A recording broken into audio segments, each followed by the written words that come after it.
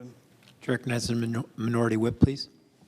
Mr. President, last Friday, Senator Tammy Duckworth, my colleague from Illinois, and I went back home to Illinois to Broadview, which is a suburb of the city of Chicago. It's become quite well known around the country because it's a detention facility for ICE.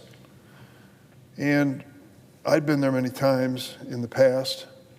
Every Friday morning, two wonderful women, Sister Pat and Sister Joanne, used to go to the Broadview facility and pray a rosary and then go inside and say goodbye to the detainees who were being deported on planes that very morning.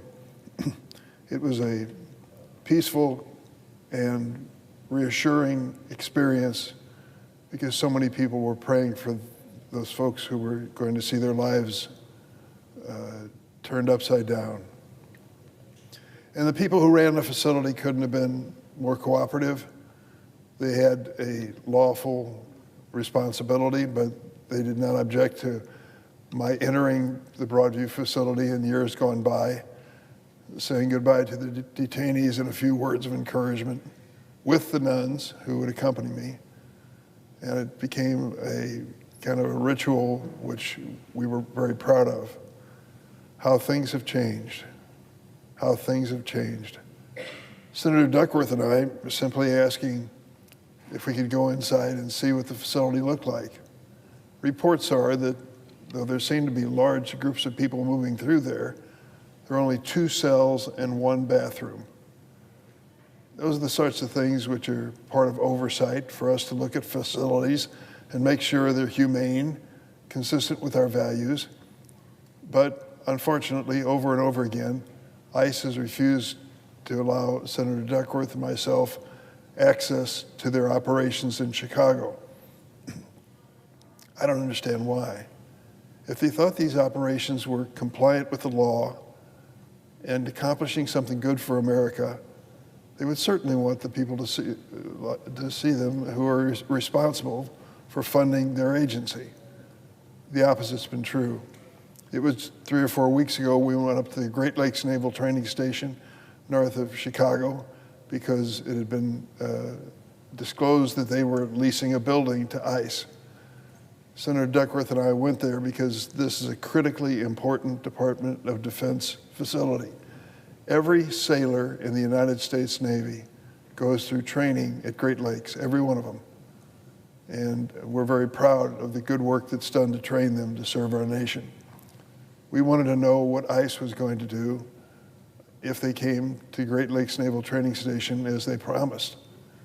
We have a legitimate concern. Every Thursday, 900 to 1,000 of these sailors go through a graduation ceremony, a commencement ceremony. And their proud parents sit in bleachers with their cameras following the events of the day, which are historic for each family.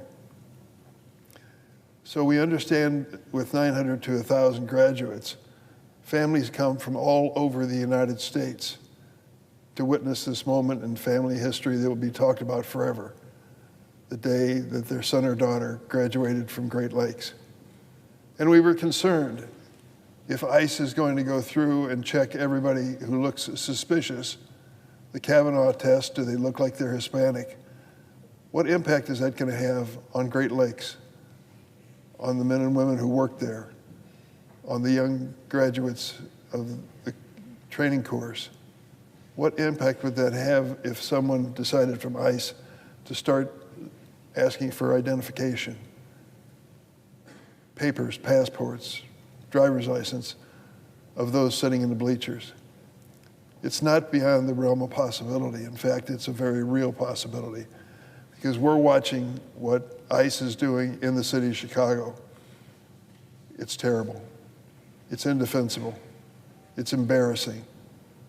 I don't know if the ICE agents who are responsible for this conduct have been well trained, whether they're veterans of the force, or whether they answered the ads that show up on Chicago television all the time that if you'll sign up for ICE, we'll give you a $50,000 check, a bonus to sign up. I don't know who's signing up. I don't know how many are signing up. ICE and the Department of Homeland Security refused to disclose that to Congress or to the American people. They say it's justified. It's justified for the tactics that they're using, wearing masks with no insignia on their person that shows that they work for any federal agency whatsoever. They justify this by saying it's so dangerous in the city of Chicago. Dangerous in the city of Chicago. I thought about that this weekend. They say in criticism of Chicago that people are fleeing the forces of violence. Well, there was some fleeing going on in Chicago this weekend. 53,000 runners came for the Chicago Marathon. We're told that it's so dangerous in the city of Chicago that this president has to send National Guard volunteers in from the state of Texas, who've been federalized and controlled by the federal government. 53,000 runners and over 500,000 tourists. Dangerous city? Not what I see. Can we do better when it comes to reducing crime? You bet. And isn't that true for just about every city in America? When it gets down to it, the danger is not in the streets in the city of Chicago. The danger is what's happening when troops are being sent in to stand on street corners with rifles. Listen, I'm a fan of the National Guard. Tammy Duckworth, who was with me, spent 23 years in the Guard before she was shot down over Iraq. She loves those Guardsmen and women, considers them her brothers and sisters. I'm sorry that they're being dragged into this political theater created by President Trump. But the reality is, what the ICE agents are doing in the city of Chicago is nothing short of outrageous.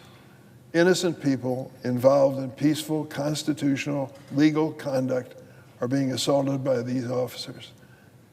We live in an age of cell phones and videos. This is not something that we're making up. It's on the news every night. And the people of Chicago resent it, and they should, and I join them in that feeling. Yes, follow the law, but to abuse people who are simply there to protest the presence of these ICE forces, that is guaranteed acceptable and legal by our Constitution. Article 1 of the Bill of Rights makes that very clear.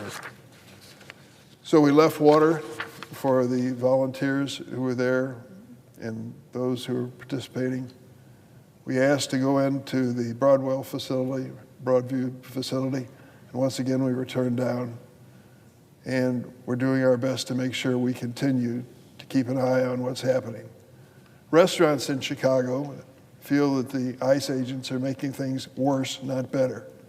They've started putting notices on the windows and doors and entries to some restaurants that ICE agents are not welcome, and for good reason. When ICE shows up, people know it. Word spreads quickly, and people flee and hide for fear what's going to happen to them. That's the reality of the strategy in Chicago, and it's a strategy which has to come to an end and should very soon. If these men and women who are representing our government and ICE are proud of what they're going to do, let's have full disclosure. Let's find out what they've done, how they're spending the billions of dollars we're sending their way, and why that money isn't being spent on law enforcement now. If you want to help reduce crime and violent crime and murder, work with the police and law enforcement. But no, that's not what the administration wants to do. They want their own show. They want their own theater. I've tried to visit these facilities many times. Once again, I was disappointed this last Friday. But that's not the end of my effort. As long as I'm serving in this capacity, I will accept my constitutional responsibility to watch how the money is being spent. On Saturday, I spoke to peaceful protesters who've been demonstrating in Broadview for weeks. I went to St. Eulalia Church, which is just on the outskirts of Chicago, near Broadview. Hundreds of people showed up at that church to begin a procession, a holy procession, to the Broadview facility and ask if they could be allowed to go in. If not, if they could distribute communion among the demonstrators as well as law enforcement who were there. It was a peaceful demonstration, and I was proud to be part of it. It was an effort to bring to light publicly what is going on and to make it clear that Chicago is not a dangerous city in the presence of troops sent by this president and this administration was totally unnecessary. Protesters facing tear gas and pepper spray from DHS are not making this America any safer or Chicago any safer. Hundreds of people have rallied outside the ICE facility in Broadview, peacefully protesting. Are some arrested? Yes. Last Friday, of the hundreds who came there, how many were arrested? 4. 4. Does that seem like a situation where you want to call in the National Guard from Texas? And to think that the president claims that using federal military force will improve the situation, the reality is the opposite is true. While the Guard is in Illinois now, it could be in your state next.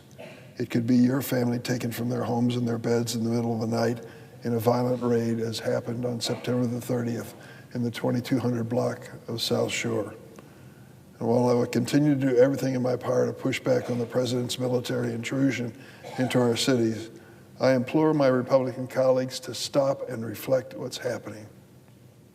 Reflect on the deployment of troops into states which are not asking for help at all and don't need it. This is an illegal, unconstitutional power grab by the president, determined to consolidate his power and stifle any consent. It does not make America safer.